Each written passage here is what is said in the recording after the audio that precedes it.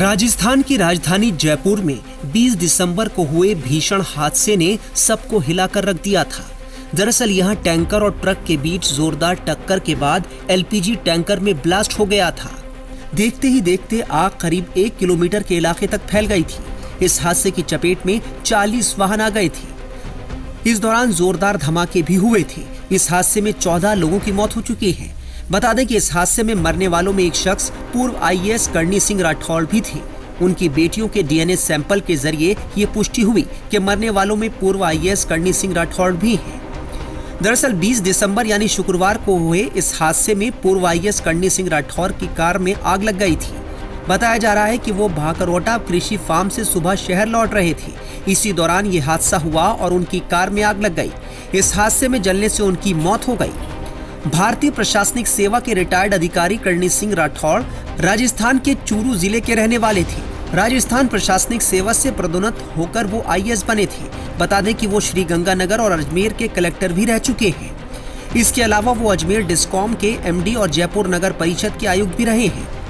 पूर्व आईएएस अधिकारी करणी सिंह फिलहाल जयपुर में रह रहे थे। वहीं भाकरोटा में उनका फार्म हाउस है। शुक्रवार की सुबह वो भाकरोटा फार्म हाउस से जयपुर लौट रहे थे। इस दौरान हादसे की चपेट में उनकी भी कार आ गई थी। इस घटना के बाद से उनका फोन बंद था। घर वालों और पुलिस ने जब तलाश शुरू की तो कुछ पता नहीं चला। इसके बाद पुलिस ने लाश लोकेशन के जरिए पता किया तो उनकी लाश लोकेशन घटना स्थल पर मिली और फोन बंद था।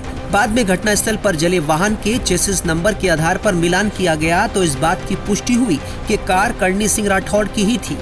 इसके बाद बेटियों के डीएनए सैंपल से जांच कराने पर इस बात की पुष्टि हो गई कि मृत शरीर पूर्व आईएएस करणी सिंह राठौड़ का है।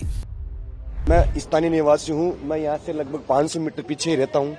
साहब हम जब उठ के हम बैठे ही थे, ये जब हादसा हुआ, ये जब भीषण टक्कर हुई ना, तो अचानक से इतना भयंकर धमाका हुआ कि हमें भी समझ में नहीं आया कि क्या हो गया। हमने को लगा कि भूकंप आ गया भयंकर।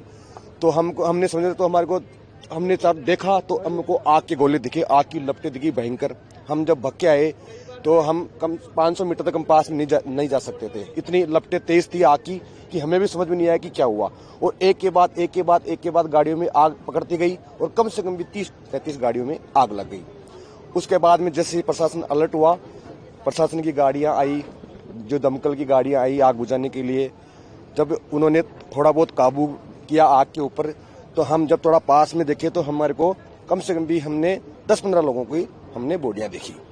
उसके बाद में अभी भी आप देख रहे हो कि बॉडियां निकल रही है। अभी लगभग मेरे हिसाब से कम भी 30-35 मृत्यु हुई है और कम से कम भी 100 आदमी घायल हुए। आसपास के लोगों ने बहुत मदद की। हम स्थानीय लोगों ने जैसे ही आग पे थोड़ा सा काबू हुआ तो हमने जाके निकाला, सबको निकाला। हमने बहुत मदद करी। स्थानीय लोगों ने सबने मदद करी।